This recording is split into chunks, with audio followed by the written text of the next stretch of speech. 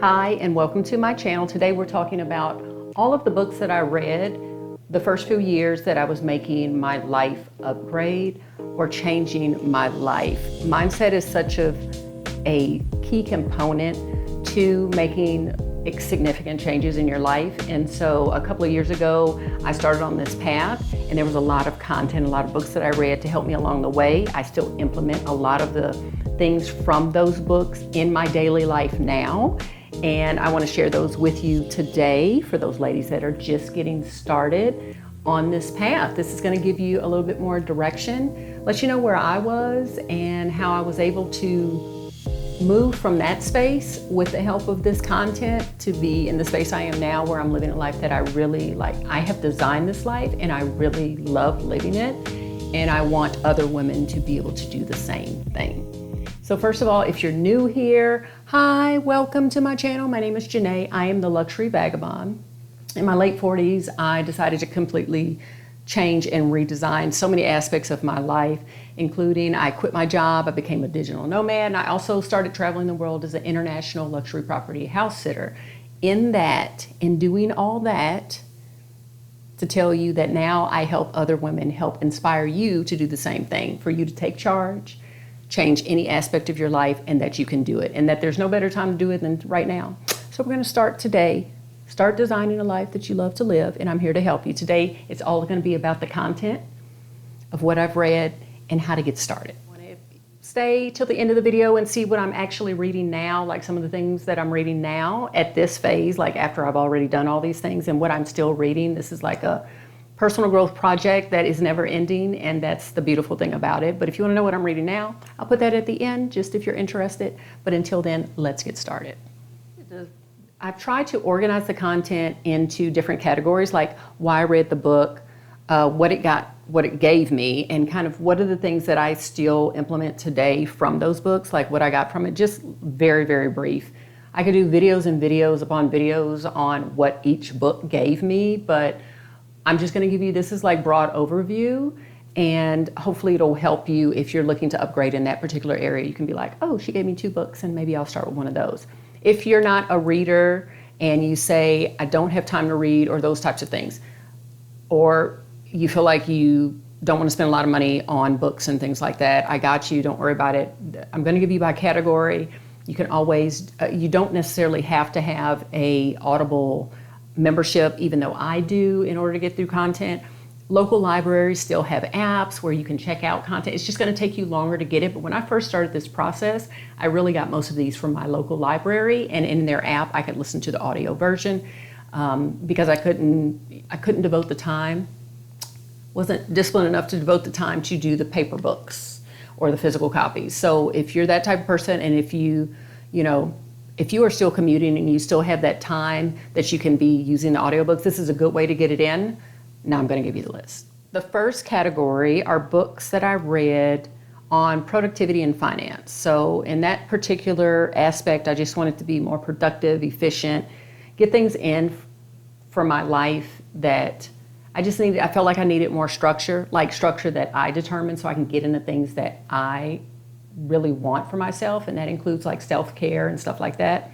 And then with finance, I just felt like I didn't have enough knowledge in that area, and I wasn't maximizing the full power of my income, like what I could be doing with my income and understanding investing and things like that. So productivity and finance, these are the books that I read in that area. Atomic Habits by James Clear. I'm sure you may have heard of Atomic Habits. There's a reason that you've probably heard of it. There's a reason it's extremely popular, because it has so much good information on building structure into your day, taking on like the mental ability to take on that new identity and how to reinforce habits in your life and all of those things. That's what I got out of that. I still use things from the book Atomic Habits. So I suggest, if you're trying to bring structure into your day and really get a deeper understanding of why you feel like stuff doesn't stick, or why you can't build this habit, or how to create new habits, that's the book for you. As far as finance, The Automatic Millionaire by David Bach, and kind of an oldie, but still good and very basic, but still works, is The Total Money Makeover Total Money Makeover by Dave Ramsey, and of course, like also the financial piece aspect of that. Which funny is, some of these books, even though they're old, they still make sense and they still work. And then also, I'll tell you this, that some of these books you may be like, you think you're ready to read them and you don't get it. If you read it and you don't get it, or you don't like, are not moved to do action, not just move or prep, but to do action, then it may have not been the time for you to take in the information. So give yourself some grace on that. There's some books on this list that I started to read and I stopped, or I started to read at a certain time and I just didn't understand. It took more growth on my side to get it.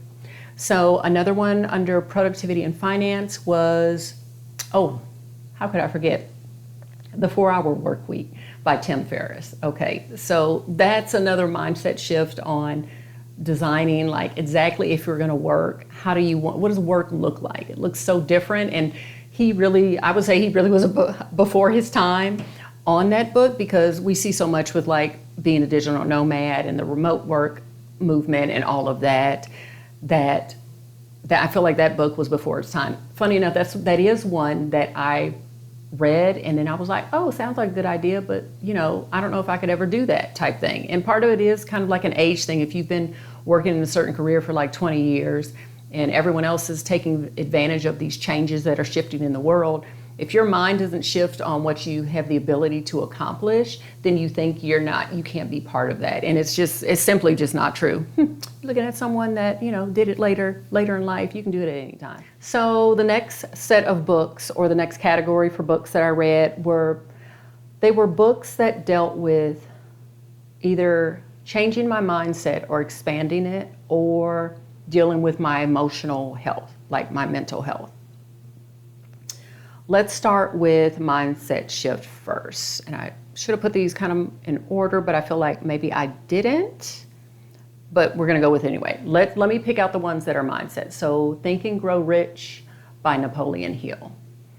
Oldie but goodie, very old book. Actually, that one in conjunction with Success Habits, also by Napoleon Hill. Now, Success Habits was actually interviews that he did after the Think and Grow Rich book came out, and there's actually more nuggets, a little bit more nuggets in there that people, it's amazing to me that people, you can get what you need out of Think and Grow Rich, but if you go on and read the Success Habits and his interviews, you pick up a lot more clarity for some of the things, and that's basically was building my mindset of what I can achieve, and me getting out of the box of somebody else dictating my talents and my skills and things like that.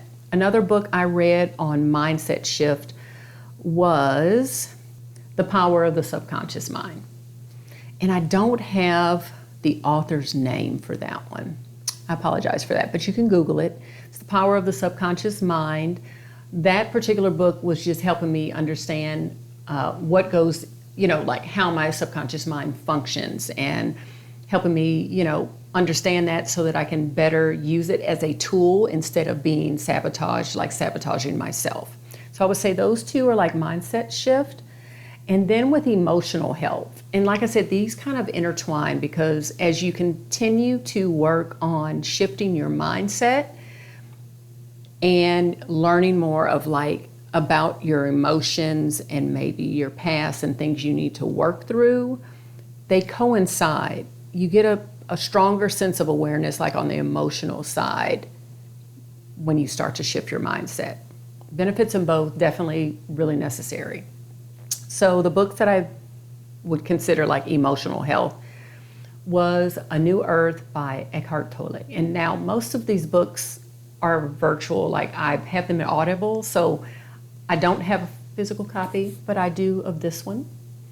And actually this one, for the most part, I consider reference material. And this is what I mean by some of these books, they never go out of fashion.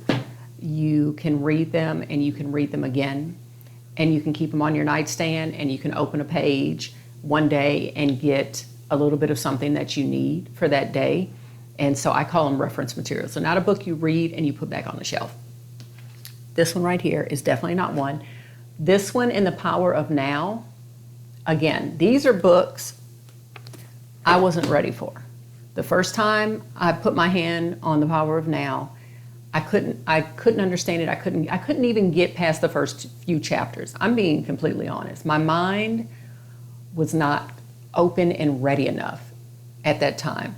And I think I tried twice, and then finally I got to it at the right time, and the book came back to me, and then the rest is history. The rest is history. So, like I said, just know that if you choose a book and you're not feeling it at the time and you're not getting it, give yourself permission to move on to the next thing and keep getting wisdom and keep growing, and eventually you'll circle back around to some of these more deeper topics. Another one was The Four Agreements by Don Miguel Ruiz. The Four Agreements is a very short book. So it seems like it's a fast read. It seems like it is. But actually to implement what the Four Agreements are, it's one of those where you will constantly remind yourself throughout life that you need to operate in this fashion. So what I get from that one is it really is the foundation for so many things. It's a must read. It is a must read. And then I have a few books by Brené Brown. Now, I feel like Atlas of the Heart, one of her most recent books, that might be her most recent one, depends on if you're watching the future or not. She may have written another book. Atlas of the Heart is another book I consider, what did I say? Reference material. I almost forgot.